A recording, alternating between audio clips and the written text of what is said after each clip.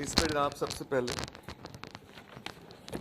Change in accounting estimate का हम बात कर रहे थे कल, और हमने कहा जनाब हर ईयर एंड पे मैनेजमेंट क्या करेगी, ये जो एस्टिमेट्स हैं इनको रिव्यू करेगी इस पॉइंट ऑफ व्यू से कि क्या जो नई इन्फॉर्मेशन आई है उसके हिसाब से एस्टिमेट को बदलना है या कि नहीं बदलना, और इसका इफेक्ट क्या होगा।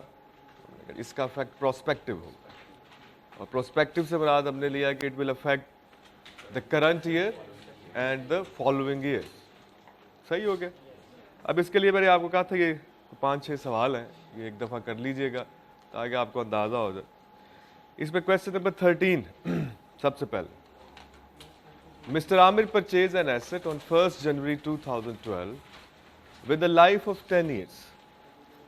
Its cost is rupees 50,000 and the residual value is rupees 5,000. इसका मतलब depreciable amount कितनी है 45,000. इसका मतलब है पर year depreciation before the change is 45,000 divided by 10. So it's 4,500. ऐसे ही है। On 1st January 2014, मतलब एग्जैक्ट 2 साल के बाद, after the 2 years, the company decided to change the life to a total of 4 years and a new residual value of rupees 2,000. Year end is 31st December and the method is straight line. अब आप देखें जब आप 2014 में शुरू में आप उसकी लाइफ को क्या कह रहे हैं, टोटल कितनी है लाइफ 4 years, और कितने साल गुजर चुके हैं 2 साल को, तो रिमेनिंग यूजफुल लाइफ कितनी है 2 years। अब हम क्या लेंगे जनाब कि 1 जनवरी 2014 को जो उसकी नेट बुक वैल्यू है, ठीक, तो हम कहते हैं जनाब अगर हम इसको कैलकुलेट करें क्विकली से तो हम क्या करेंगे जनाब, before the change and after the change. तो जनाब हमारे पास है ईयर एंडिंग 2012 और 2013। इसकी जब आप डेप्रिसिएशन कैलकुलेट करेंगे तो आप सिंपली क्या कर रहे हैं जनाब, 50,000 minus 5,000 divided by 10. So we have a depreciation of per year 4500. अब आप आएंगे जनाब लेटर ईयर्स में आफ्टर द चेंज, यानी कि ईयर एंडिंग है 2013 से ऑनवर्ड, ऐसे 14, 15, 13, 14 और 15। अब यहाँ पर वो आपको कहता है 1 जनवरी 2013 को वो आगे जितने भी हैं 14 चेंज कब हुआ, हाँ सॉरी 2014, 15 एंड ऑनवर्ड, ठीक हो गया।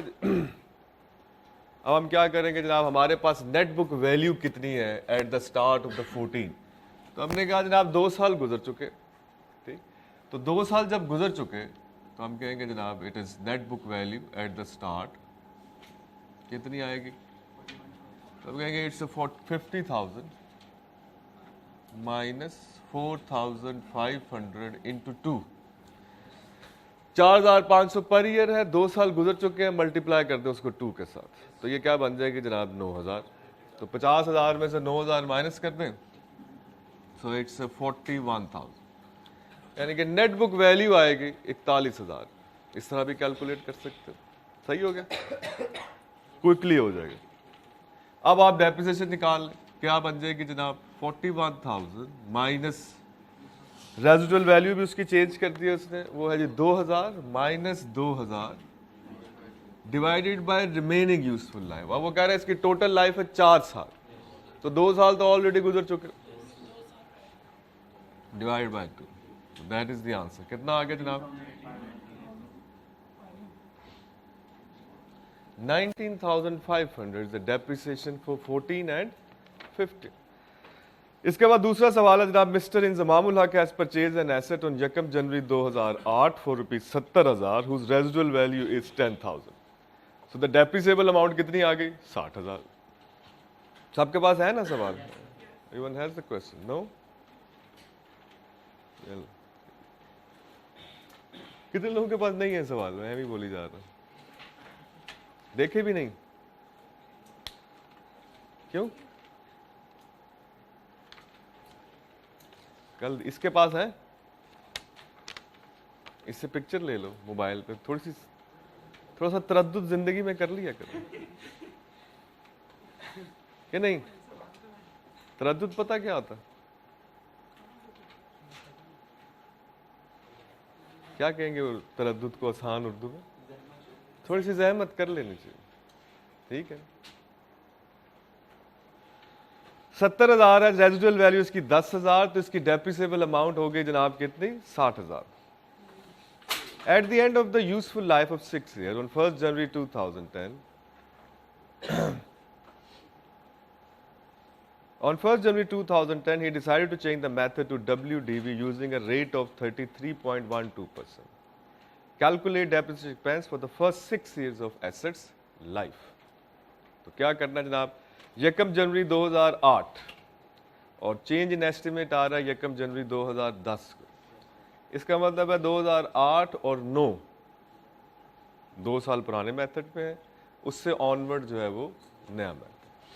तो क्या करेंगे जनाब, आप 8 और 9 की जब डेप्रिसिएशन निकालेंगे तो बिल्कुल वैसे ही जनाब जैसे हम पहले बात कर रहे हैं, कितना जनाब? 70,000 माइनस 10,000 और टोटल लाइफ है उसकी 6, सो इट्स 10,000 पर ईयर। ठीक हो गया जी। अब अगर आप आफ्टर द चेंज आएंगे तो हमें क्या चाहिए? सबसे पहले net book value. Net book value चाहिए एट दैट ईयर, और 1 जनवरी 2010 को नेट बुक वैल्यू कितनी बनेगी? कितने सालों की कम्युलेटिव डेप्रिसिएशन बनेगी? 8 और 9 की, इसका मतलब 2 साल। तो कितनी नेट बुक वैल्यू आ जाएगी? तो हम कहेंगे जी 70,000 माइनस 10,000 इंटू 2, ये कितनी आ गई? It's 50,000। Net book value at the start of 2010 कितनी आ गई? 50,000। अब आप सिंपली क्या करेंगे? इस 50,000 को मल्टीप्लाई कर देंगे विद द गिवन रेट, और रेट कितना है जनाब? तो इसको 0.3312 से मल्टीप्लाई कर दें and you will get the depreciation. सही हो गया? 30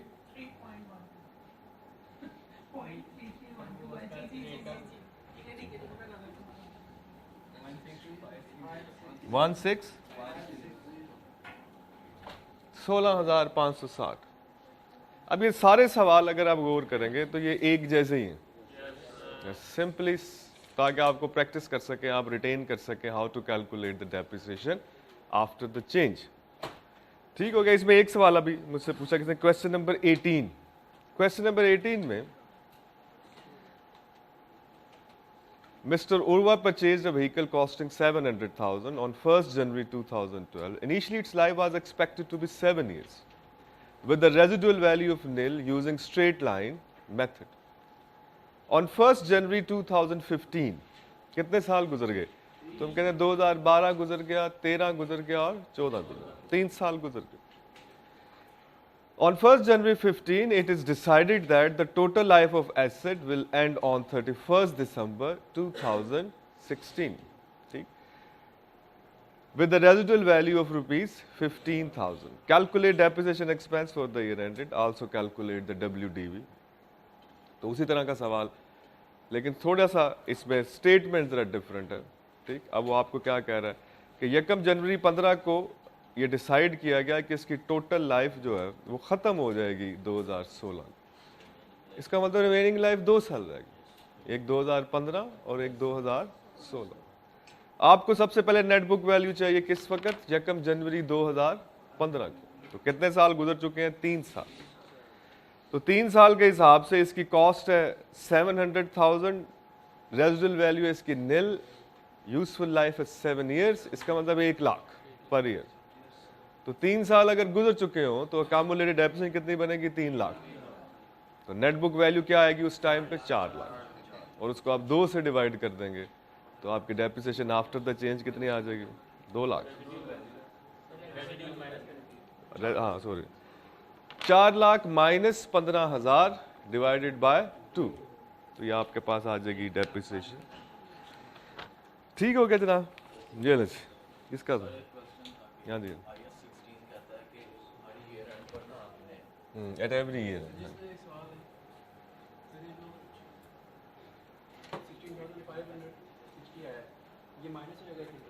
किस में से ईयर एंड पे जब नेट बुक वैल्यू निकालो 31, सॉरी ये 50,000 कहाँ से आया, किस वक्त की net book value at the time जब एस्टिमेट चेंज हुआ, ठीक। अब आपने उस साल की जब डेप्रिसिएशन लेनी है, ये कौन सा साल बनता है देखना। दूसरा सवाल, दूसरा सवाल 2010। तो ये जो डेप्रिसिएशन है ये 2010 की है, जिस साल में चेंज आया। अब 2010 के एंड पे उसकी नेट बुक वैल्यू जब निकालोगे तो नेट बुक वैल्यू कैसे निकलेगी 2010 के एंड पे 50,000 माइनस 16,560। अब जब आप आगे चलोगे 2011 की डेप्रिसिएशन निकालनी है तो वो कैसे निकलेगी, चेंज एंड एस्टिमेट तो कोई नहीं है। अब तो क्या करेंगे हम, 50,000 माइनस 16,560। अब ये नेट बुक वैल्यू आएगी नेक्स्ट ईयर की। अब इसको मल्टीप्लाई करेंगे आप 0.33, जैसे नॉर्मली नेट बुक वैल्यू चलती, ठीक हो गया। हाँ जी हाँ जी आप हाँ जी हाँ जी उससे पहले ना, हाँ हाँ ज़ाहिर है जब डेप्रिसिएशन आपने कैलकुलेट करनी है टाइमिंग तो वही है ना कि एक्सपेंस, क्योंकि हमने प्रोस्पेक्टिव करना है। तो प्रोस्पेक्टिव का मतलब हम क्या ले रहे हैं कि वो करंट ईयर को इफेक्ट, इसका मतलब है नेचुरली जब आप for the year depreciation calculate करने लगे हैं उससे पहले आपने उसको रिव्यू करना, यानी कि ईयर एंड पे रिव्यू होगा ना बिफोर कैलकुलेटिंग द डेप्रिसिएशन। लेकिन अब ये हमने पढ़ रहे हैं जनाब कॉस्ट मॉडल, और कॉस्ट मॉडल में हम बात ये कर रहे थे कि जनाब एसेट को हम रिपोर्ट करेंगे किस पे, कैरिंग वैल्यू पे। और कैरिंग वैल्यू हमने कहा जी किसके इक्वल है, हमने कहा जी carrying value is equal to cost minus accumulated depreciation. सही हो गया जनाब, यहाँ पर हम हमारी बात हुई और हम फिर डेप्रिसिएशन पे आ गए और हमने डेप्रिसिएशन को डिफाइन किया एंड देन उसके डिफरेंट मेथड्स और डिफरेंट अकाउंटिंग एस्टिमेट्स पे हमने बात की कि उसमें कौन कौन से एस्टिमेट्स इन्वॉल्व है और अगर वो चेंज हो जाए तो उसको कैसे अकाउंट फॉर करें, ठीक। अब हम एक और ट्रांजैक्शन ड्यूरिंग द ईयर जो हो सकती है उसको हम कहते हैं डिस्पोजल ऑफ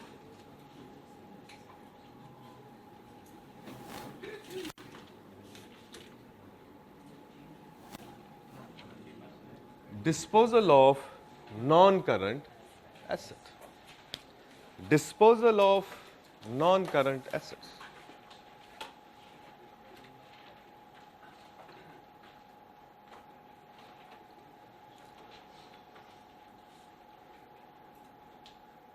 अब इसका मतलब क्या है, simply disposal of non current asset का, क्या आप एक नॉन करंट एसेट जो बिजनेस यूज कर रहा है, एंटिटी इस्तेमाल कर रही है, काम में है, उसको उसकी यूजफुल लाइफ के ख़त्म होने से पहले आप मार्केट में या बेचते हैं, किसी को ट्रांसफ़र करते हैं, ठीक। यानी कि before the end of the useful life asset को अगर आप सेल कर देंगे, क्यों सेल कर रहे हैं, उसकी कई वजूहत हो सकती हैं कि वो प्रोडक्शन उतनी नहीं कर रहा जो आपको चाहिए, या आपको लग रहा है कि नई टेक्नोलॉजी मार्केट में आ गई है उस पर शिफ्ट होना चाहिए हमें, सो मैनी रीजंस, ठीक।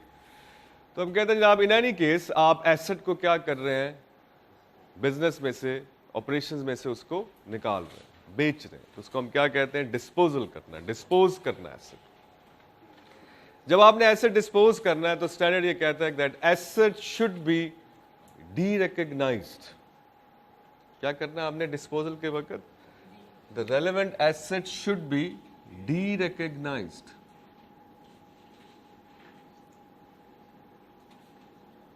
पहले आपने क्या किया था, रिकग्नाइज्ड जब आपने खरीदा था, अब आप बेच रहे हैं उसको, सेल कर रहे हैं, डिस्पोज कर रहे हैं, तो अब आप क्या करेंगे, derecognise, the asset should be derecognise, ठीक हो गया जी। फिर कहता है एनी रिलेटेड प्रॉफिट और लॉस, एनी रिलेटेड प्रॉफिट और loss on the disposal of non-current asset should be reported in profit and loss. Any related profit or loss on the sale of, on the disposal of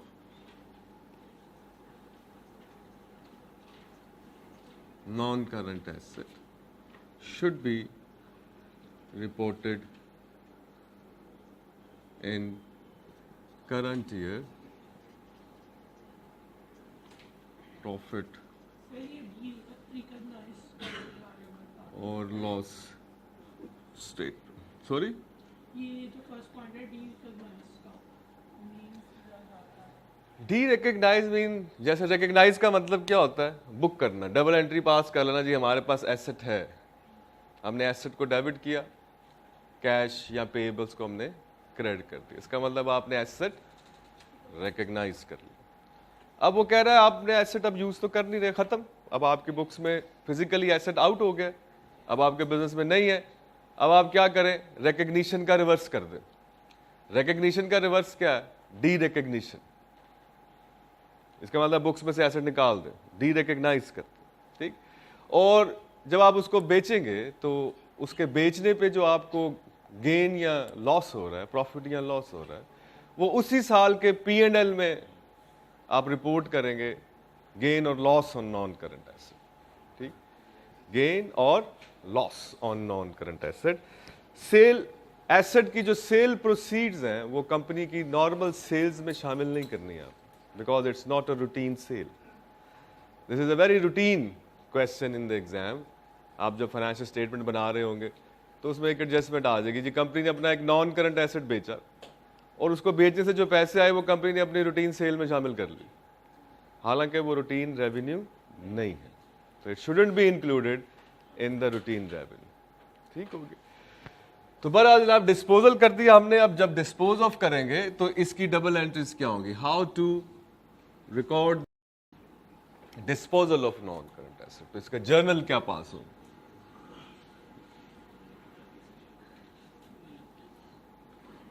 ठीक, बड़ा आसान सा, अगर आप step by step सोचेंगे तो बड़ा आसान। आपने एक नॉन करंट एसेट बेचा, अब हमने देखा जनाब कि किसी भी नॉन करंट एसेट से रिलेटेड हमारे लेजर में कितने अकाउंट होते हैं? हमने कहा 2 अकाउंट होते हैं, एक उसका कॉस्ट अकाउंट और दूसरा उसका अकामुलेटेड डेब्ट, 2 ही अकाउंट होते हैं, ठीक। अब जब आपने एसेट बेच दिया, फिजिकली आपके पास नहीं रहा, तो आपके लेजर में से वो दोनों अकाउंट जो है वो जीरो बैलेंस शो करने चाहिए, this should be zero now, क्योंकि आपने एसेट तो बेच दिया, डिस्पोज कर दिया, ठीक। इसका मतलब है कि सबसे पहली एंट्री जो होगी वो क्या होगी जनाब? Disposal account debit to non current asset या property plant and equipment, cost पे क्रेडिट, ये एंट्री कॉस्ट पे होगी, जो भी एसेट की कॉस्ट होगी उस पे क्रेडिट होगी। Disposal account debit to non current asset या property plant and equipment at its cost, जो भी एसेट आपने बेचा होगा उसको आप क्रेडिट कर दें।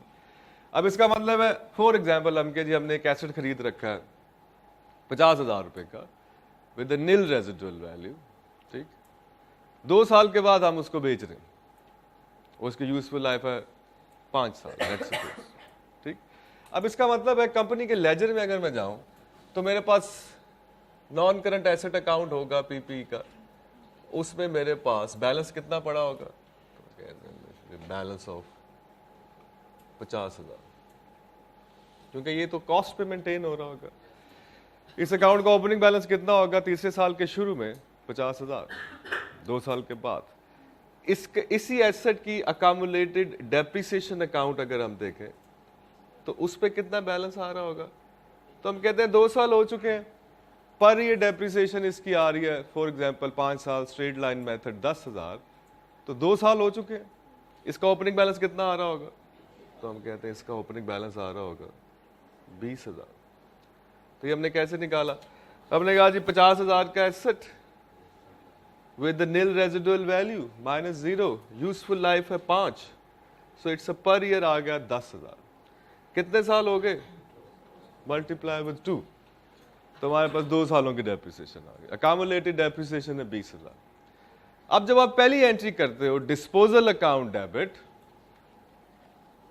और non current asset account credit, तो क्या इसका इफेक्ट क्या होगा लेजर में? तो हम कहते हैं डिस्पोजल अकाउंट जो है वो डेबिट होगा 50,000 और पीपी का अकाउंट जो है वो क्रेडिट हो गया 50,000। Disposal account. अब देखें इस अकाउंट का अगर आप बैलेंस निकालें तो प्रैक्टिकली ये नील होगी। The asset account is reporting a balance of 0। क्यों? क्योंकि हमने इसको बेच दिया और स्टैंडर्ड कह रहा है इसको आप डी रिकग्नाइज करते हैं। अब डी रिकग्नाइज करने का मतलब है कि जब आपने रिकग्नाइज किया था इसको तो आपने इसको किया था डेबिट, और अब आप उसको कर रहे हैं डी रिकग्नाइज, तो इसका मतलब है कि naturally it is going to be credit, तो आप क्रेडिट करके खत्म करते हैं। तो non current asset credit, disposal account debit. दूसरी एंट्री होगी इस एसेट से रिलेटेड एक और अकाउंट है, that is an accumulated depreciation, उसको भी आपने नील कर देना, उसको भी नील कर देना। हम एंट्री क्या करेंगे? Accumulated depreciation debit to disposal account, to disposal account.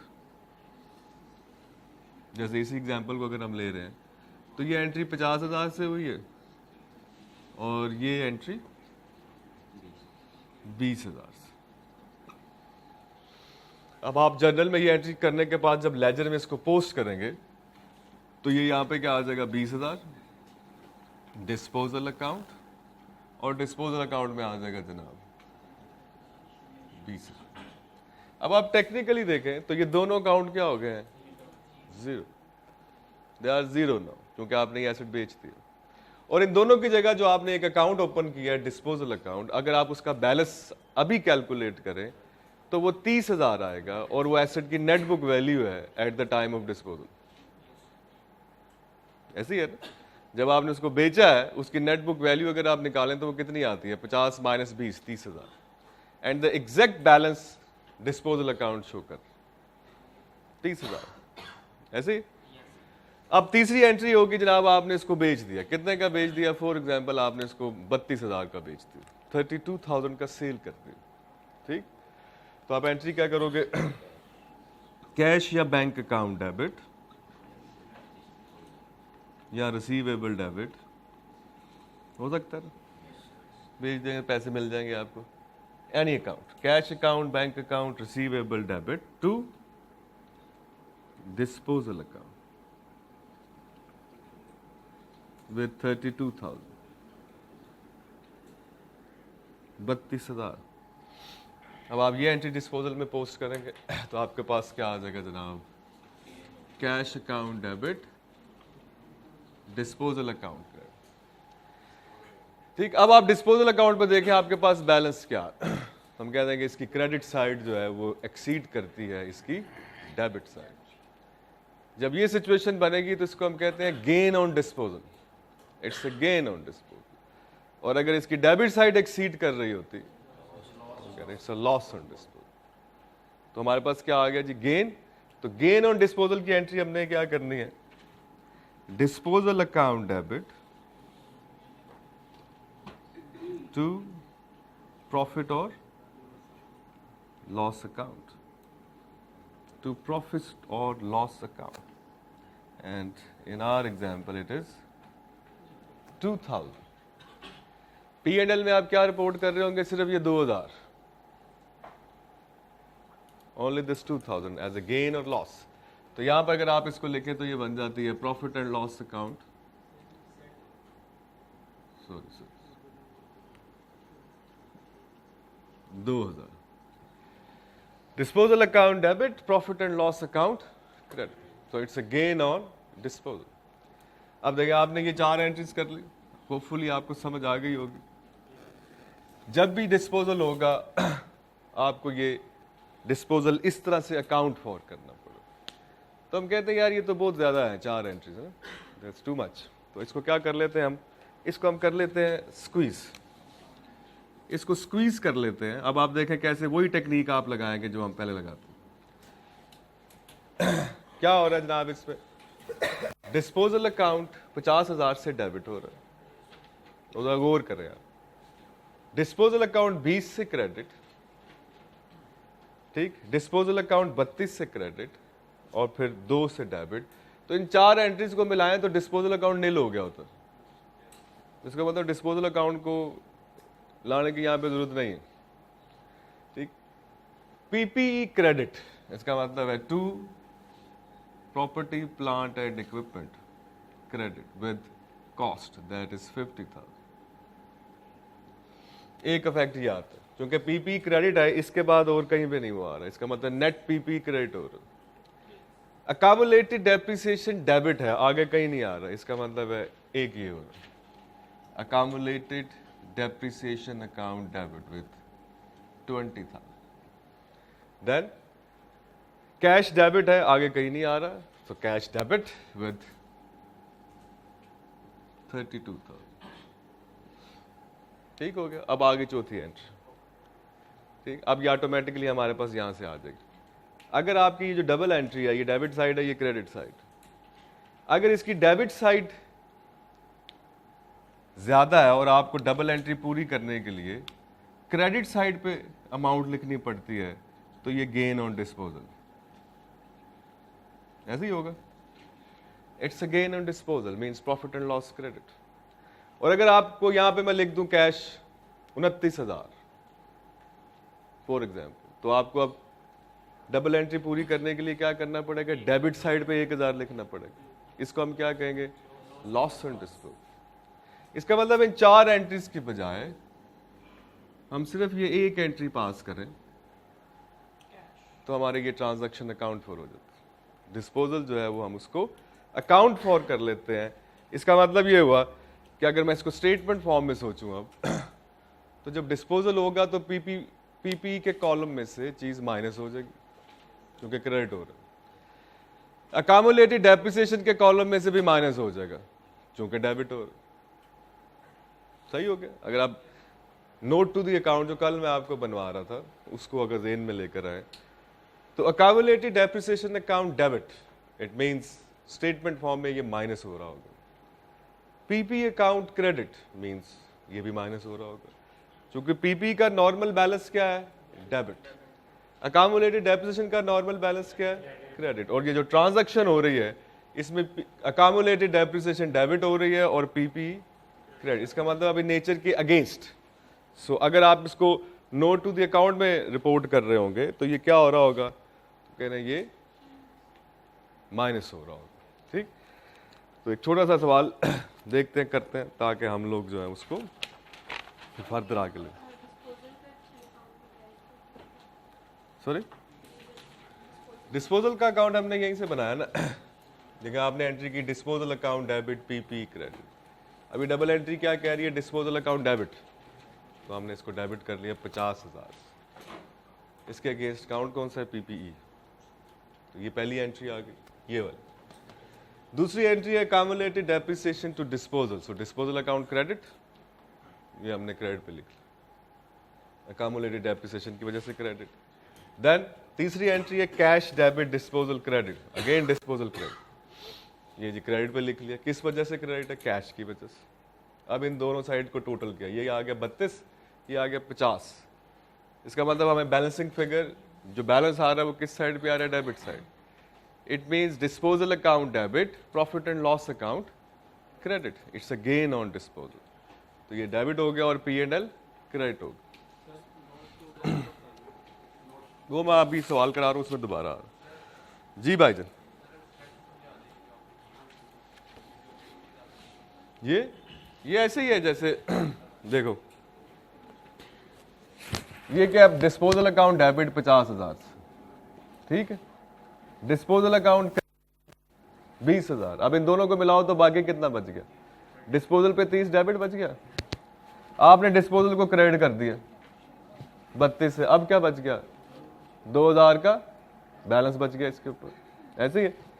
फिर आपने उसको 2,000 से डेबिट कर दिया। अब अगर आप देखो तो इन चारों का इफेक्ट क्या है, डिस्पोजल 0 हो जाता है।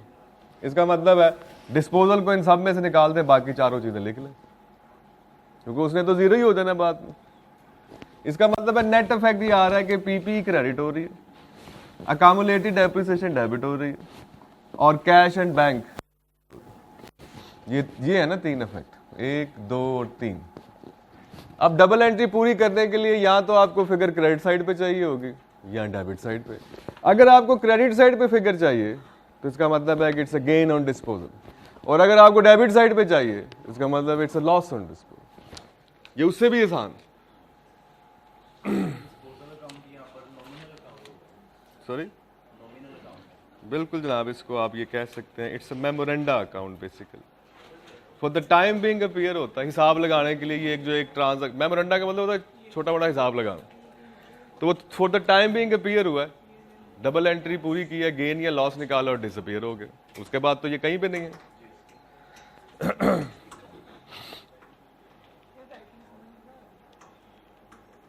राइटिंग समझ नहीं आती मेरी है?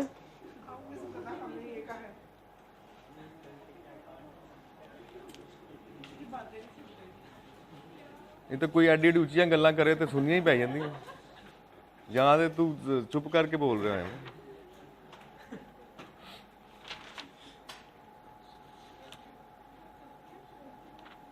कहना कहना धी नूं सुनाना नूं नूं है।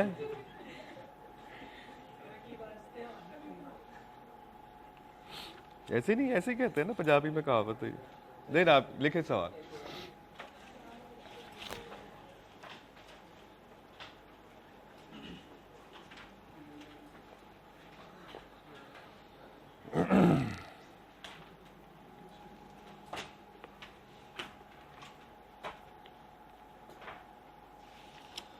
मैं क्या करता है, सवाल लिखा लंबा हो जाना सवाल बड़ा ना।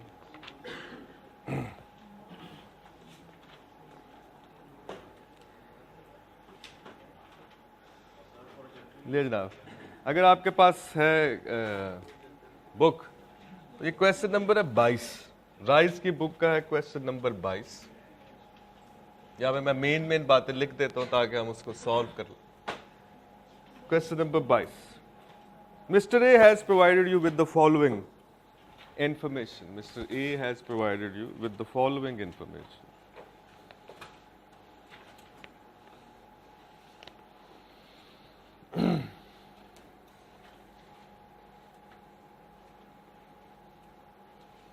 बिल्डिंग, पीपी में एसेट है जी बिल्डिंग, और इसकी बुक वैल्यू है नेट बुक वैल्यू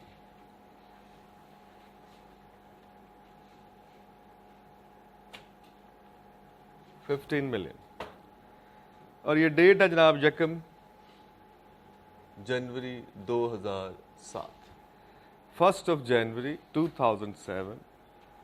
बिजनेस के पास एक बिल्डिंग है जिसकी नेट बुक वैल्यू है 15 लाख। सही हो गया? Addition made during the year,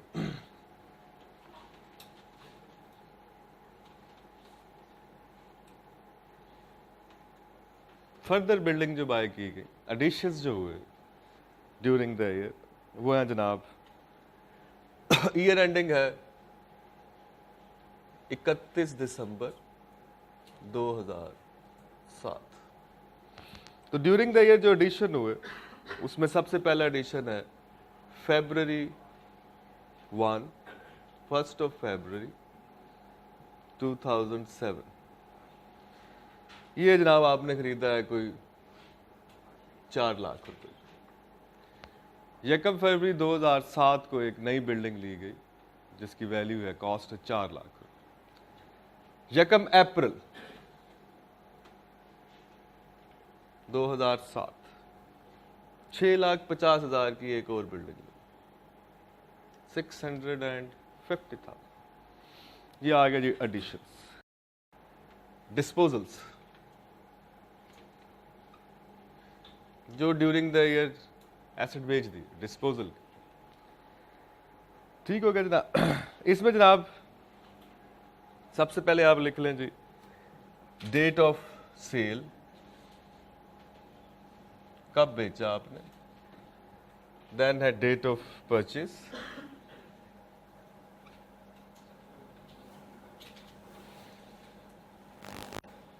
कब खरीदा, उसकी कॉस्ट क्या थी जो आपने एसेट बेचा और कितने का बेचा,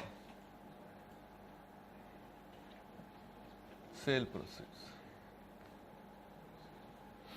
देखना, पहला एसेट जो आपने बेचा वो आपने बेचा है 31/08/07।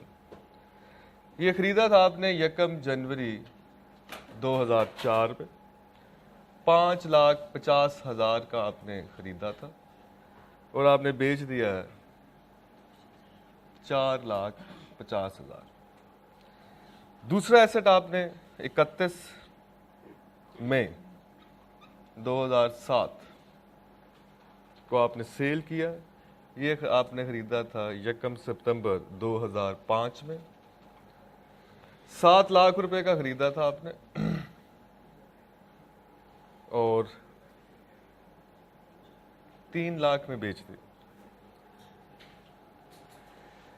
डेप्रिसिएशन है जी आपके पास, depreciation is 10% RBM, reducing balance method पे डेप्रिसिएशन चलती। सही हो गया जी। प्रिपेयर रिक्वायरमेंट है, prepare the relevant accounts for the year ending 31 December 2007. Prepare the relevant accounts for the year ending 31 December 2007.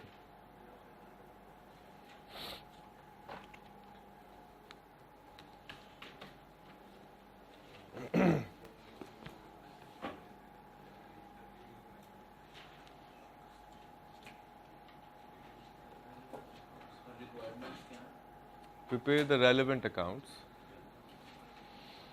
Prepare the relevant accounts for the year ending 31 December 2007. 31 दिसंबर 2007।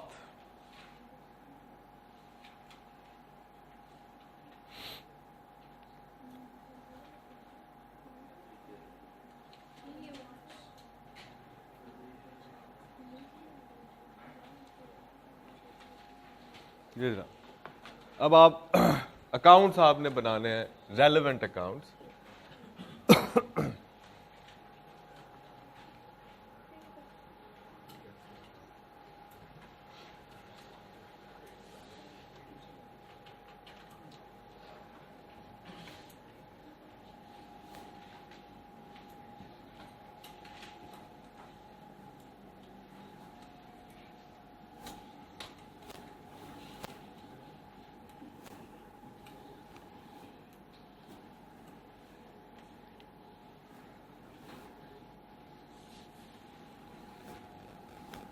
देखना, सबसे पहला अकाउंट है हमारे पास बिल्डिंग अकाउंट।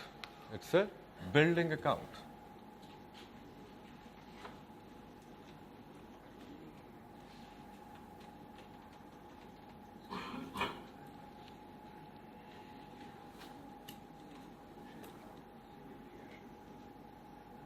इसमें opening balance कितना है हमारे पास, 1.5 मिलियन।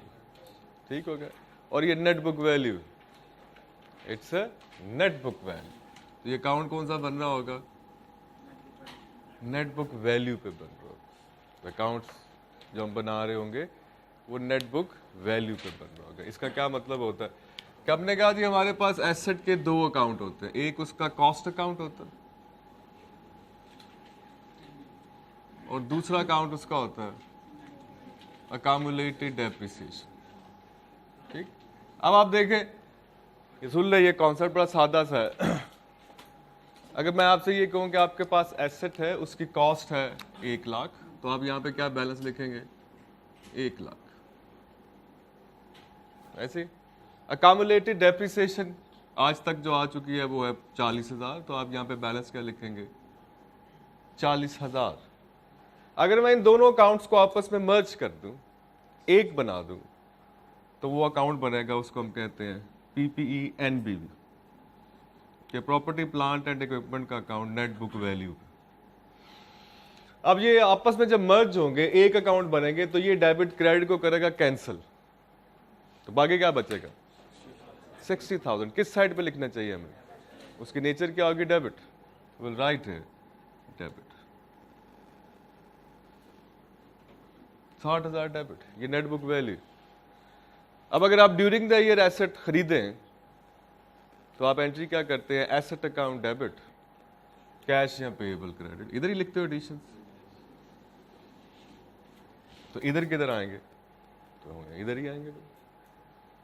ऐसे ही तो नेट बुक वैल्यू में एडिशंस कहाँ पे आ जाएंगे? राइट इट है। सही हो गया। डिस्पोजल किधर लिखते हैं हम? तो हम कहते हैं वो दोनों अकाउंट्स में आता है, वो इधर भी आता है, वो इधर भी आता है। ऐसे ही जब आप डिस्पोज करते हैं तो यहाँ पे हम लिखते हैं डिस्पोजल, और ये कॉस्ट पे होता है।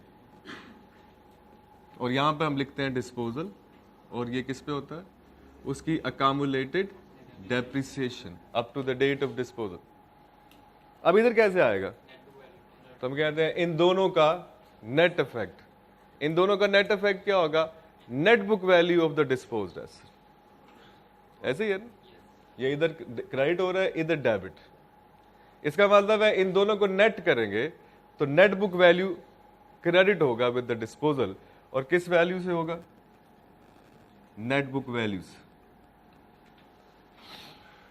जो उसकी होगी जब उसको आपने बेचा होगा। ठीक। डेप्रिसिएशन की एंट्री कहां पे होती है? Depreciation to accumulated depreciation. अब वो यहां पे तो नहीं आती, इसका मतलब है ये ऐसे ही यहां पे आ जाएगी। अब जो आपके पास बैलेंस आएगा वो बाय डिफॉल्ट क्या होगा? Net book value. इसको हम कहते हैं कि नेट बुक वैल्यू पे पीपी बन। यानी कि क्या है बेसिकली साइंस क्या है इसकी? कि इन दो अकाउंट्स को आपस में मर्ज करना is the science behind the net book value का। ठीक हो गया? समझ आ गई बात? अब हम जो क्वेश्चन कर रहे हैं उसमें बिल्डिंग का अकाउंट हम कौन सा बना रहे हैं? नेट बुक वैल्यू पे बना रहे हैं। हाँ जी सर। क्योंकि जरूरत नहीं है ना, हम नेट बुक वैल्यू पे बना रहे हैं। किधर से? ये तो मैंने ऐसे समझाया है कि नेट बुक वैल्यू पे अगर अकाउंट बनाए तो उसका मतलब ये होता है कि जो आपका रिपोर्टेड बैलेंस है अकाउंट के अंदर वो पहले से ही क्या है? Cost minus accumulated depreciation. ठीक हो गया? तो ये हमने सिर्फ इज्यूम किए ये समझाने के लिए कि नेट बुक वैल्यू अकाउंट की साइंस क्या है, what is behind the net book value. So we are going to prepare a net book value account of the building in this question. So हम यहाँ पे इसका ओपनिंग बैलेंस क्या लिख लेंगे जनाब? It is going to be 1500, it's 000। अब ये क्या है बैलेंस? 15 लाख। ये कॉस्ट माइनस अकामुलेटेड डेप्रिसिएशन। अब वो कितनी है हमें जरूरत नहीं है जानने की, व्हाटएवर। ठीक। इसके बाद जनाब पहली ट्रांजैक्शन होती है, और वो क्या होती है? 1 फरवरी को एक नई बिल्डिंग बाय कर लेते हैं। तो what is going to be the entry? Building account debit. अब उसने बताया नहीं कैश पे खरीदी है या क्रेडिट पे खरीदी है, तो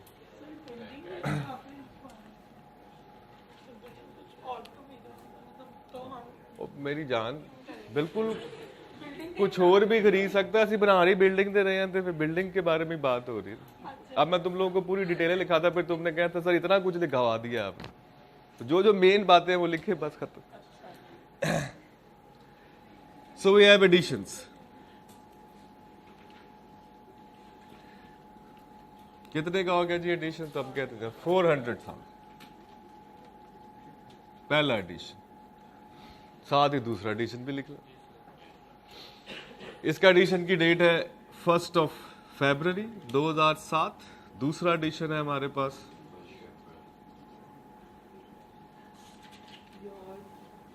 1 अप्रैल 2007, और इसकी कॉस्ट है 6,50,000। डन? मैंने कौन सी दो एंट्रीज कर ली हैं? ये वाली, बिल्डिंग अकाउंट डेबिट, कैश या payable credit, building account debit, cash या पेएबल। तो ये दोनों मैंने डेबिट साइड पे लिखी। Now we moving to the disposal. Disposal पे जा रहे हैं हम। आप डिस्पोजल जो हुआ उसको अगर आप देखें तो हम यहां पर अपने पास बना लेते हैं डिस्पोजल अकाउंट।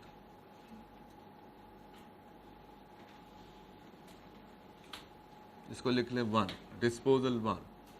अभी मैं आपको ज़रा ब्रेक कर करके बता रहा हूँ ताकि आप चीज़ें समझ आ जाए। अदरवाइज ये इकट्ठा भी किया जा सकता है सब कुछ, in a very simple and straightforward. लेकिन अभी आप थोड़ा सा इसको डिटेल में देखें, क्योंकि अभी आप डिस्पोजल नंबर 2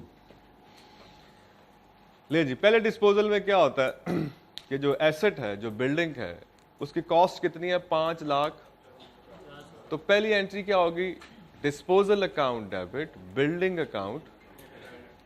अब वो कॉस्ट अकाउंट हमारे पास है नहीं, हम तो उसको नेट बुक वैल्यू पे बना रहे हैं। तो हम यहां पे क्या लिख लेंगे जनाब? बिल्डिंग कितने से? 5,50,000, 550,000। ठीक हो गया जी। अब आपको चाहिए इस पे डेप्रिसिएशन। डिस्पोजल पे ये जो आपने एसेट बेचा बिल्डिंग, इसकी डेप्रिसिएशन चाहिए। कब तक की? Up to the date of disposal. आपने इसको कब खरीदा? आपने खरीदा 1 जनवरी 2004 और बेचा आपने इसको 31 अगस्त 2007 में। तो कितने अकाउंटिंग ईयर बने? 2004 एक बना दिसंबर, फिर 5, फिर 6, फिर 7 और 8वें 7 ईयर। ठीक, तो इसका मतलब है कि 4, 5, 6 और 7वें साल के 8 महीने, 7वें साल के 8वां। तो आपको कैलकुलेट करनी पड़ेगी depreciation up to the date of disposal. तो करें जनाब, क्या आती है depreciation up to the date of disposal?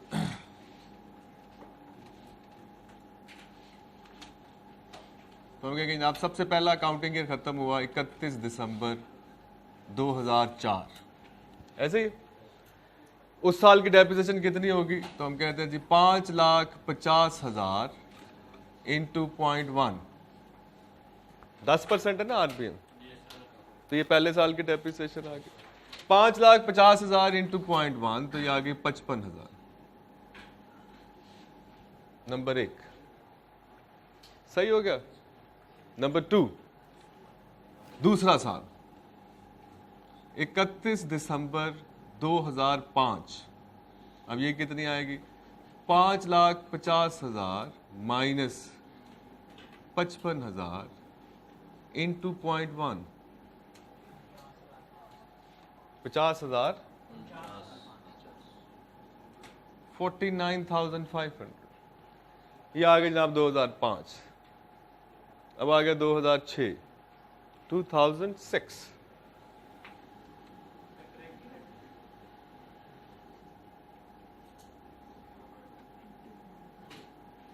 $5,50,000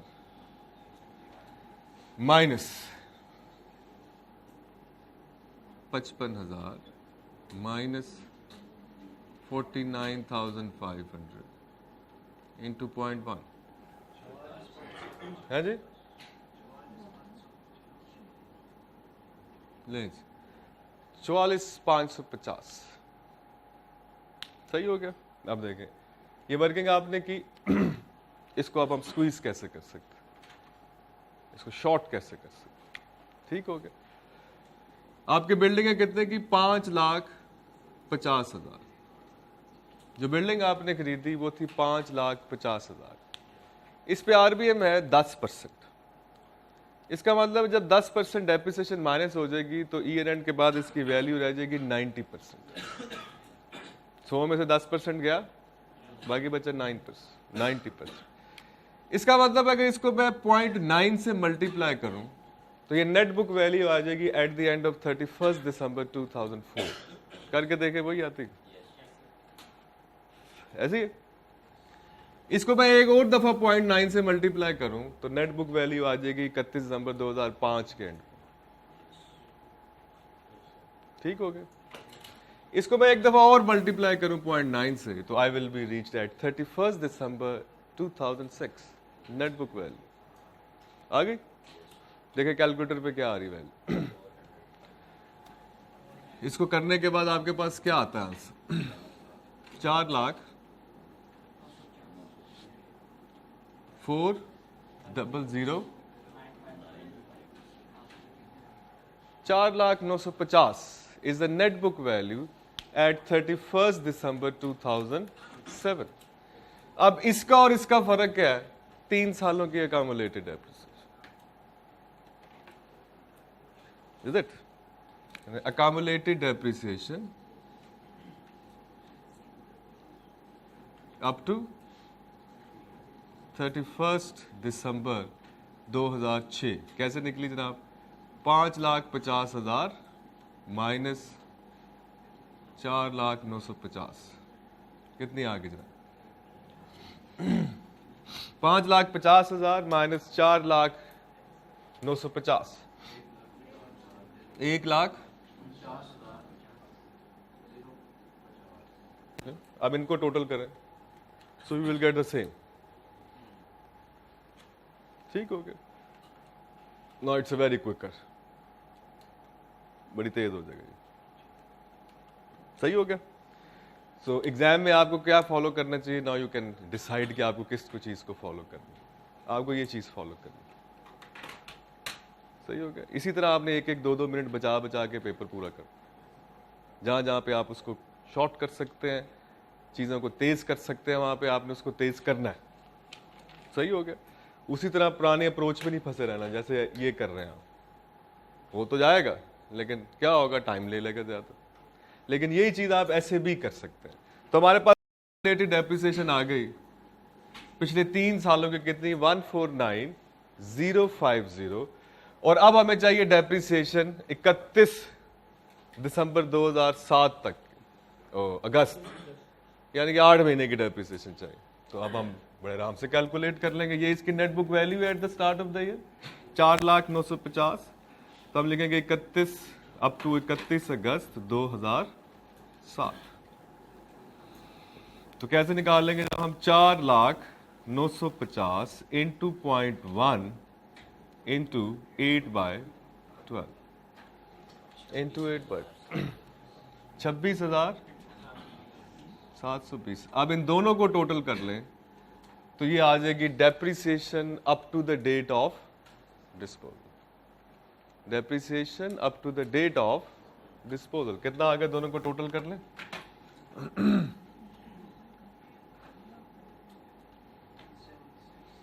176,680 नहीं यार,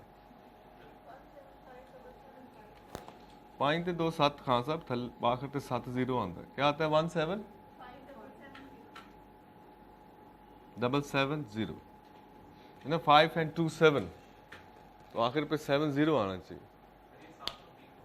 सॉरी, ये 730 है. तो तुझे 720 किने लाया पहले. अब क्या आ गया जी? 175,780. 175,780. ये क्या आ गई हमारे पास? Depreciation up to the date of disposal. सही हो गया? इसको आपने कहां पे लिखना है? इसको आपने यहां पे लिखना. 175,780. सही हो गया? अब इन दोनों का जो नेट इफेक्ट है वो आपने कहां पे लिखना है? वो आपने नेट बुक वैल्यू अकाउंट पे लिखना. डिस्पोजल कितना हुआ जी? तो हम लिखेंगे 5,50,000 माइनस उसकी जो नेट बुक वैल्यू है, अकामुलेटेड डेप्रिसिएशन है, वो कितनी है जनाब? 175,780. तो कितना आ गया? 374. ये इसकी नेट बुक वैल्यू है किस वक्त? जब आपने उसको बेचा. ठीक हो गया? अब कितने का बेचा आपने? 4,50,000. So cash account debit, disposal account credit with 4,50,000. 450,000. अब आप देखें बैलेंस क्या आ रहा है इसके ऊपर. इसकी डेबिट साइड एक्सीड कर रही है कि क्रेडिट साइड एक्सीड कर रही है?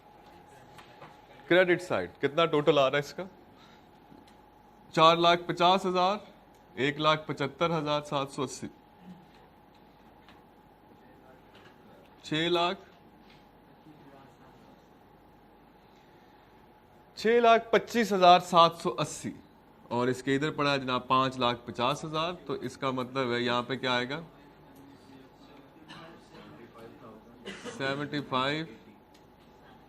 क्या एंट्री की हमने? Disposal account debit, profit and loss account. और ये क्या है? ये लॉस है कि गेन है? It's a gain. सही हो गया। तो मैंने ये वाला कर दिया। अब आप ये करें खुद से, सेकंड को करें, जल्दी करें। कहते हैं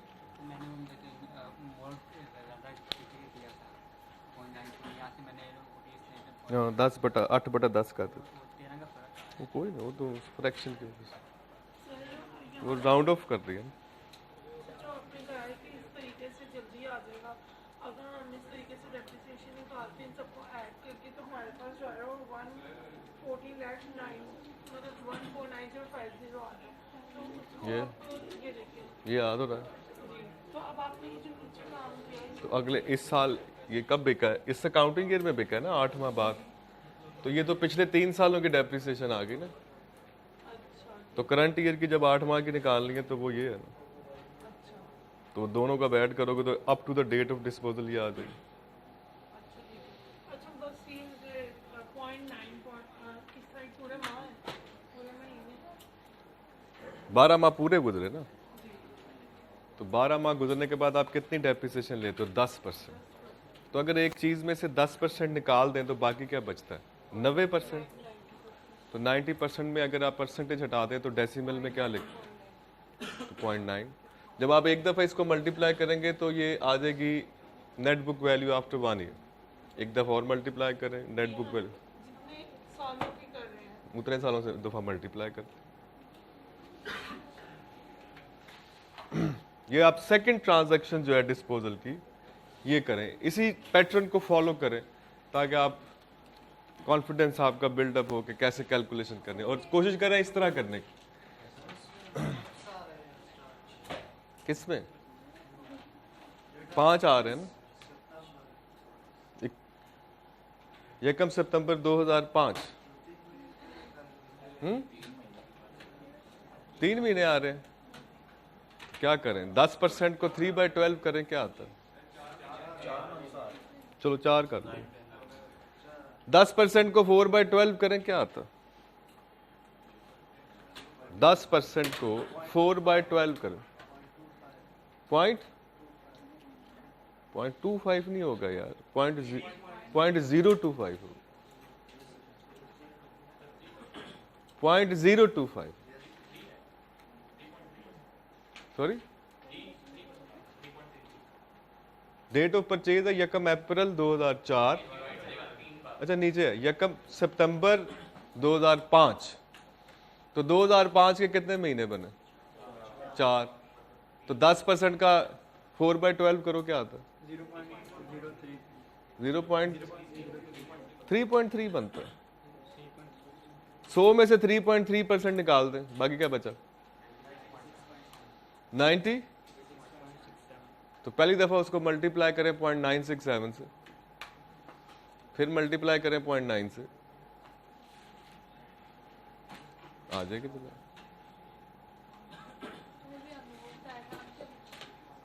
आप ऐसे ही कर रहे हैं। देखें ये कैलकुलेशन जो है यहां पे, ये आपने खरीदा यकम सितंबर 2005 में।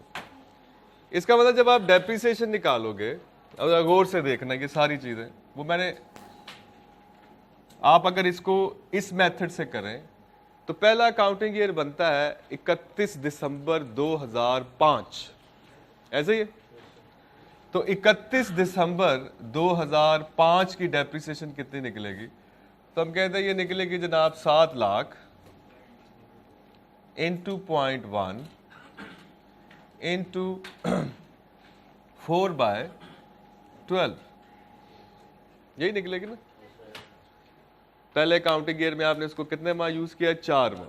तो 4/12 कितना आ गया?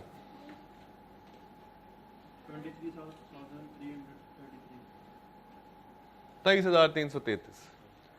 फिर 2006 आ गया। तो 2006 की जब आप डेप्रिसिएशन निकालेंगे तो ये क्या बनेगी जनाब, 7 लाख माइनस 23,333 इंटू 0.1।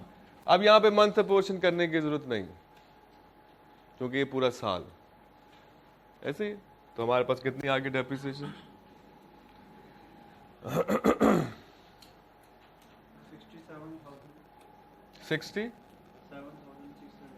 600 है 666 पॉइंट, यानी कि इसको कर देते हैं 67,667 हो गया जी। ये 2016 की आ गई। अब आपने इसको 2006 की आ गई। अब आपने 2007 में इसको बेचा और आपने बेचा इसको मई में, इसका मतलब 5 माह की और 5 माह की और आपने डेप्रिसिएशन लेनी है।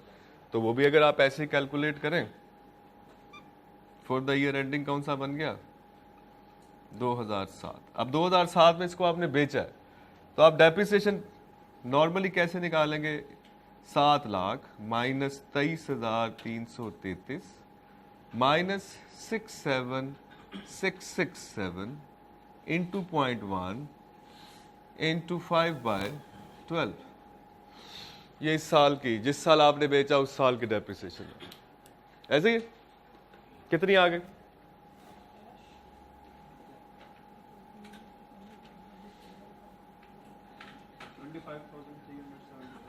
25,000 लेना। इसको टोटल कर लें तो ये आ जाएगी depreciation up to the date of dispose. हो गया। This is a conventional method, routine में जैसे हम करते हैं। ठीक।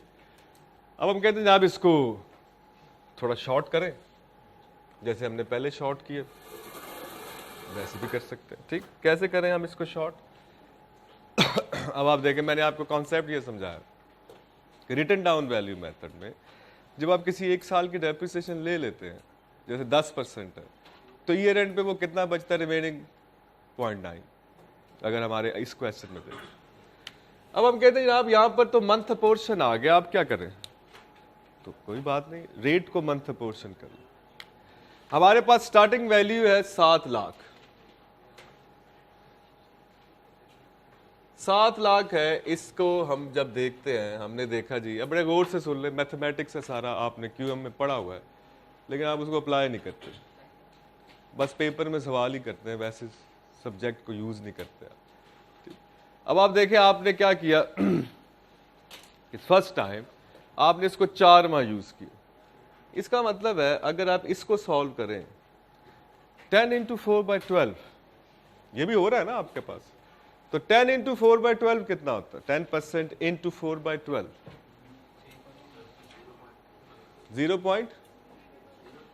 0.33 यानी कि 3.3% आता है। ऐसे ही अगर आप 100% में से 0.0, जैसे आपने 10% माइनस किया तो बाकी क्या बचा, 90%। अब 100% में से 0.003 यानी कि माइनस कर दे तो क्या बचेगा, तो हम कहते हैं इट इज 0.967। अब जब आप इसको 0.967 से मल्टीप्लाई करेंगे तो ये किस वक्त की नेट बुक वैल्यू आ जाएगी, ये आ जाएगी जनाब 31 दिसंबर 2005 के एंड पे जो आ गई। Got it. अब ये कैसे किया मैंने, ये मैंने किया जनाब 1 माइनस 0.0333 ऐसे ही। ये 0.033 कहां से आया मेरे पास, 10% को मैंने मंथ पोर्शन किया। सही हो गया, डन। फिर जनाब इसको जब आपने 0.967 से मल्टीप्लाई किया तो ये नेट बुक वैल्यू आ गई 31 दिसंबर 2005 की। अब मुझे अगले साल मंथ पोर्शन करने की जरूरत नहीं है क्योंकि पूरा साल यूज हुआ। 0.9 100 माइनस 10 90% इंटू 0.9।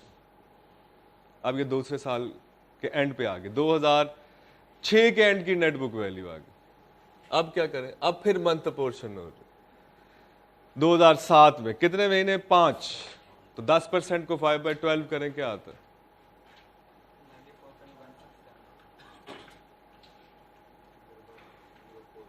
कितना आ गया 1 माइनस क्या करेंगे 0.0416। अब देखें इनको माइनस करें तो क्या आता है 0.958। चलो जी। अब जो आपका कैलकुलेटर आपकी स्क्रीन पे डिस्प्ले करेगा वैल्यू, वो एसेट की कैरिंग वैल्यू है eight the time of disposal. हो गई?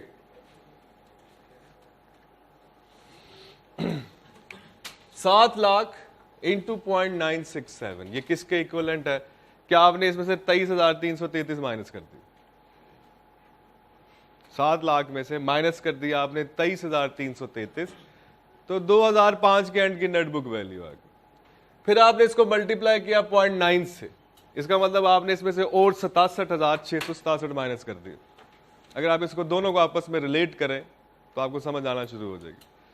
ठीक, 2 साल बाद की नेटबुक वैल्यू आ गई। फिर आपने इसको मल्टीप्लाई किया 0.9584 से, तो आपने इसमें से 25,375 माइनस कर दी। इसका मतलब है now you are at the point where you want to be, that is the net book value at the time of disposal. कितनी आती है वैल्यू? सारा सॉल्व करें अगर 7 लाख इंटू 0.967 इंटू 0.9 इंटू 0.9584, 5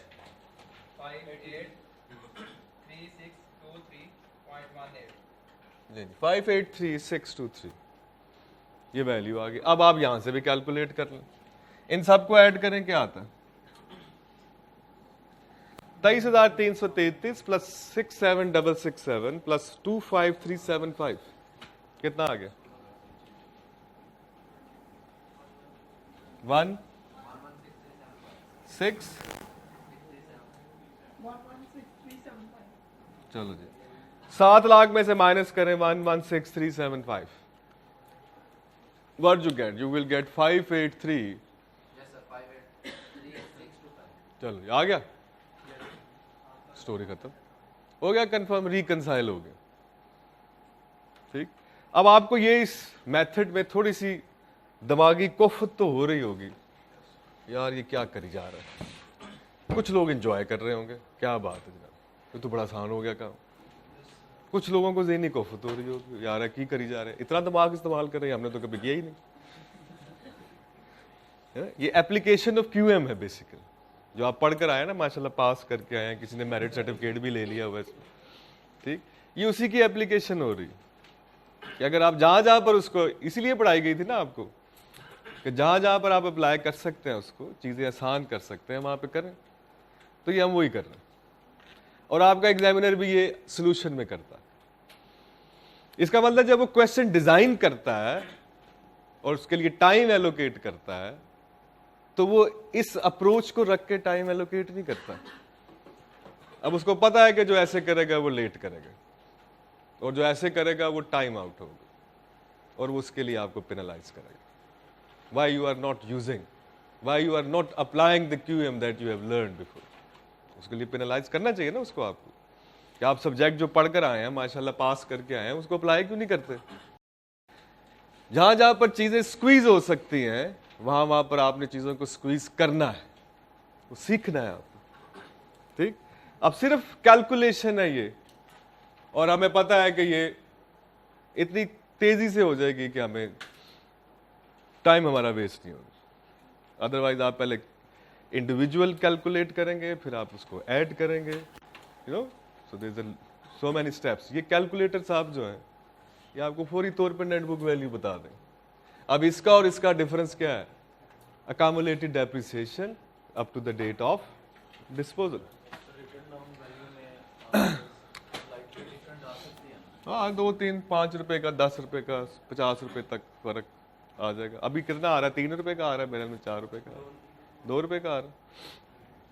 अब जहाँ पहली एंट्री क्या बनेगी इसकी, दूसरे डिस्पोजल की, तो हम कहते हैं building account credit, disposal account debit with 700,000।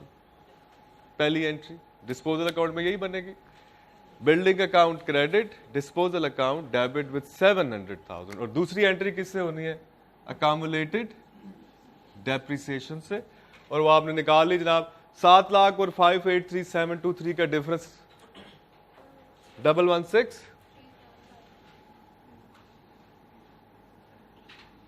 375 हो गया जी। अब बेची कितने की आपने?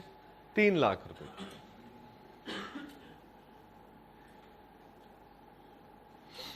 Now where you need the balancing figure? We need a balancing figure on the credit side.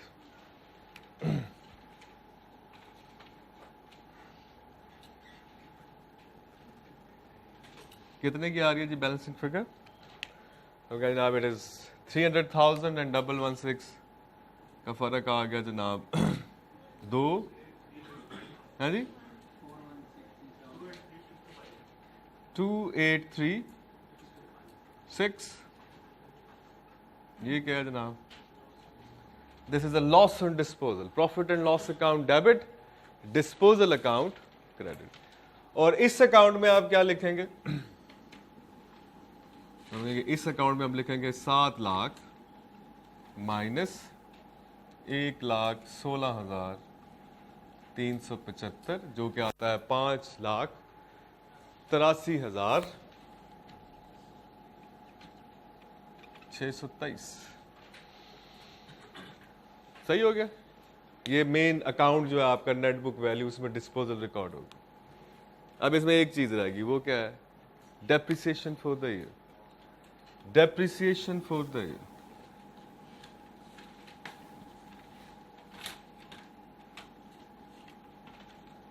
सही हो गया जी। डेप्रिसिएशन फॉर द ईयर क्या एंट्री है जनाब? Depreciation account debit, accumulated depreciation credit. अभी हम चूंकि नेट बुक वैल्यू अकाउंट बना रहे हैं, तो हम एंट्री क्या कर देंगे? Depreciation debit, asset account credit. लेकिन अब आप उसको कैलकुलेट कर लें जनाब, depreciation, and that is one of the main working in intro, जो सबसे ज्यादा लेंथी होती है, ठीक। और ये अभी भी उसी तरह सारी चीजें इसमें ऑलमोस्ट आ रही। सबसे पहले आप क्या करेंगे? उन एसेट पे डेप्रिसिएशन ले लेंगे जो आपने पूरा साल यूज किया, ठीक हो गया। अब आपका जब अकाउंटिंग ईयर शुरू हुआ तो आपके पास बिल्डिंग की नेट बुक वैल्यू कितनी है?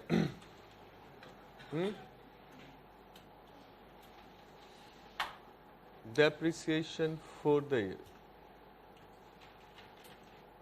बड़े ध्यान से, थोड़ी सी कंसंट्रेशन, आपको पहले भी पता होगा, लेकिन जिन लोगों को नहीं पता, आप देखें, आपने जनाब जो पूरा साल एसेट यूज किया बिल्डिंग, इसका ओपनिंग बैलेंस है 15 लाख, इसमें से आपने 2 चीजें बेच दी, इसका मतलब ये पूरा साल यूज नहीं की।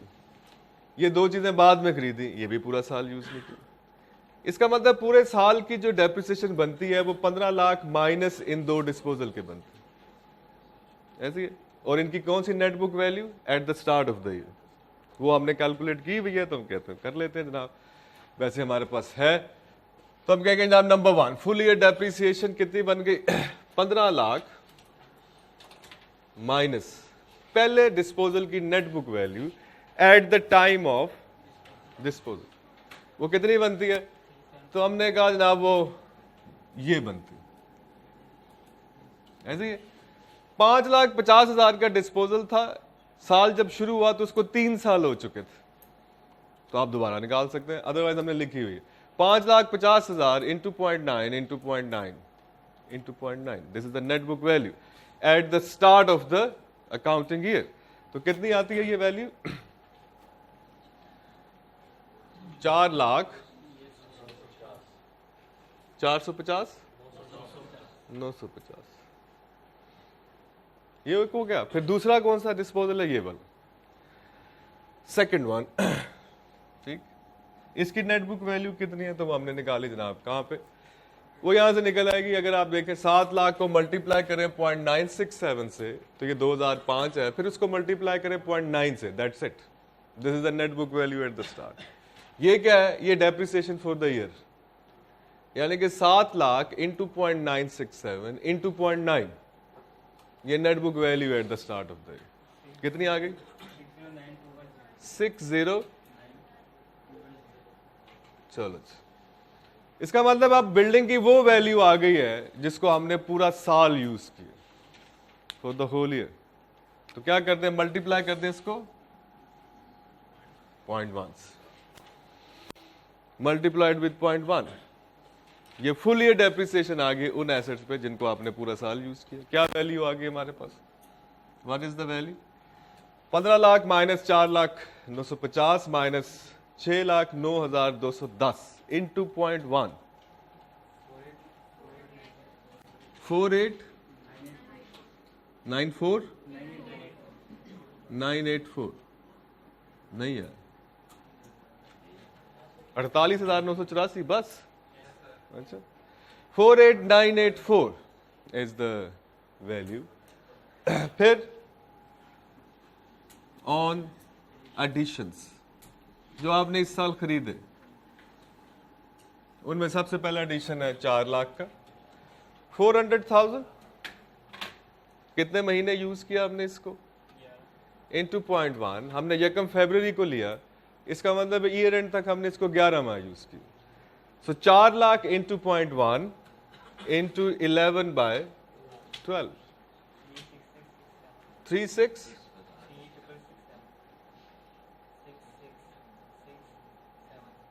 36,667।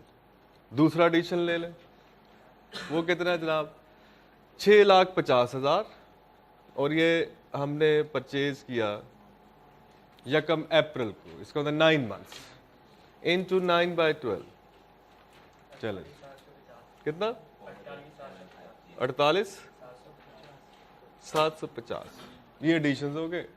नाउ ऑन डिस्पोजल, वो हमने ऑलरेडी कैलकुलेट कर रखी। ऑन डिस्पोजल, पहला डिस्पोजल हमने इस साल कितने माह यूज किया, 8 माह, और इसकी 8 माह की डेप्रिसिएशन है 26,730। ये कैसे हम निकाल सकते हैं, by using the same equation जो हम पहले यूज कर रहे हैं। जैसे आप यहां पे यूज कर रहे थे 5,50,000 into 0.9 into 0.9 into 0.9, net book value आ गई 3 साल बाद की। अब इसको फौरन मल्टीप्लाई कर दे 0.1 से, 3 दफा 0.9 से मल्टीप्लाई करें, नाउ मल्टीप्लाइड विद 0.1, और उसको मल्टीप्लाई कर दें 8/12 से, you will be have a depreciation for that.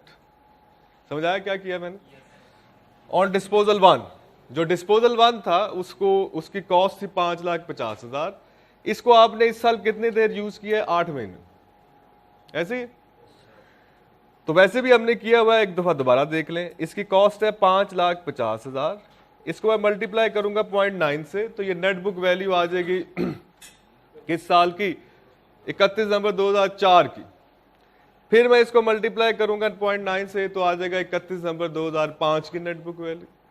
फिर मैं इसको मल्टीप्लाई करूंगा 0.9 से, तो ये आ जाएगी 31 नवंबर 2006। नाउ वी आर इन 7, जिसकी डेप्रिसिएशन आपने लेनी है। मल्टीप्लाई विद 0.1 इंटू 8/12, लो जी आ गई डेप्रिसिएशन। ठीक हो गया, कितनी आ गई,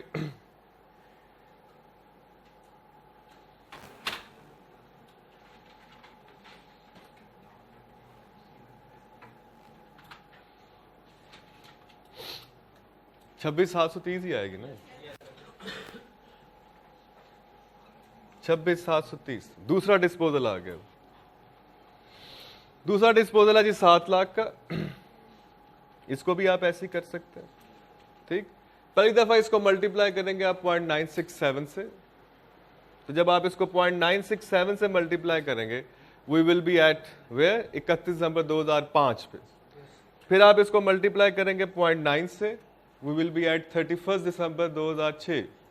फिर आप इसको मल्टीप्लाई करेंगे 0.1 से, जो कि उस साल की डेप्रिसिएशन है, और फिर आप इसको मल्टीप्लाई कर देंगे 5/, चलो जी, और ये आ जाएगी जनाब हमारे पास डेप्रिसिएशन 25,375।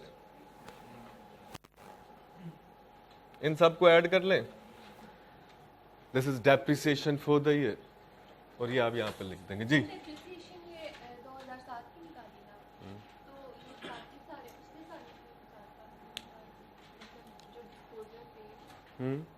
ये देखें, ये तो हम इसलिए मल्टीप्लाई कर रहे हैं ना, हम रिटर्न डाउन वैल्यू मेथड करना है हमने, तो वो किसका परसेंट होता है, नेट बुक वैल्यू का। तो जब आप इसको 0.9 से मल्टीप्लाई करेंगे, तो ये 1 साल बाद की नेट बुक वैल्यू, ये 2 साल बाद की, ये 3 साल बाद की। आप आ गए 31 दिसंबर 2006 पे, यानी कि 1 जनवरी 2007 का शुरू, उसको 10% ले लिया, यही डेप्रिसिएशन, और फिर उसको मंथ पोर्शन कर लिया 8/12।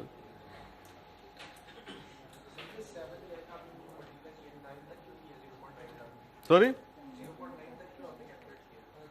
ये देखें ना, ये आ गया आप 7 लाख है ना, ये आपने कब खरीदा? 2005 में। जब आप इसको इस फैक्टर से मल्टीप्लाई करोगे तो आप पहुंचोगे 31 दिसंबर 2005 में। फिर अगला साल पूरा साल यूज किया आपने, इसका मतलब पूरा 10%। अब आप मल्टीप्लाई करोगे 0.9 से, तो 31 दिसंबर 2006 पे आ गए।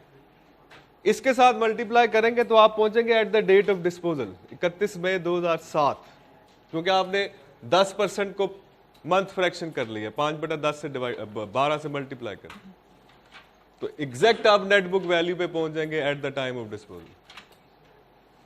सही हो गया? ये टोटल कितना आता है जनाब?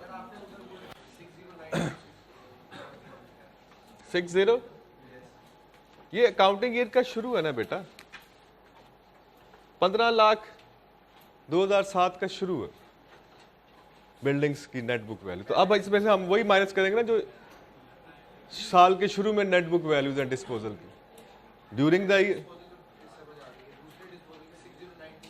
हाँ, यहां तक बस।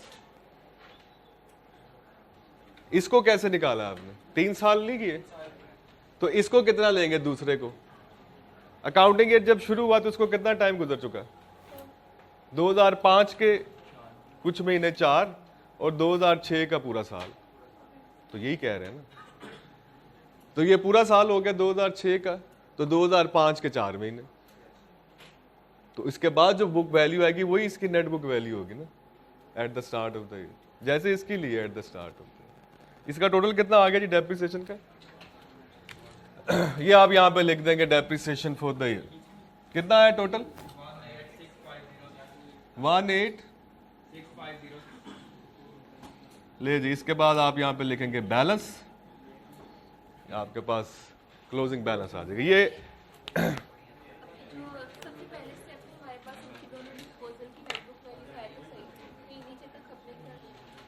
बेटा ये साल के शुरू तक की है ना, ये फॉर द ईयर उनको इस साल भी तो आपने यूज किया है ना, 8 महीने और 5 महीने। मतलब अगर हम वो वैल्यू लेकर और उसको ये वाली, हाँ इसी की वही एक ही बात है। ये तो मैं आपको समझा रहा हूँ ना, ये बुक वैल्यू आ गई साल के शुरू की, इसको इससे मल्टीप्लाई करें 0.1 से 8/12 कर दें, इसको लें इसको 0.1 से करें 5/12 करें। लेकिन ये तो मैं आपको बार बार इसलिए बता रहा हूँ कि आपके ज़हन में बैठ जाए ये तरीका, आपके ज़हन में वो फ्रिक्शन न रह जाए। ले जनाब, कल यहीं से शुरू करेंगे। ये क्वेश्चन आपके पास कॉपीज में ये होना चाहिए। कल हम इसको बनाएंगे स्टेटमेंट फॉर्म में, ये अकाउंट जो है इसी सवाल को हम स्टेटमेंट फॉर्म में बनाएंगे, ठीक।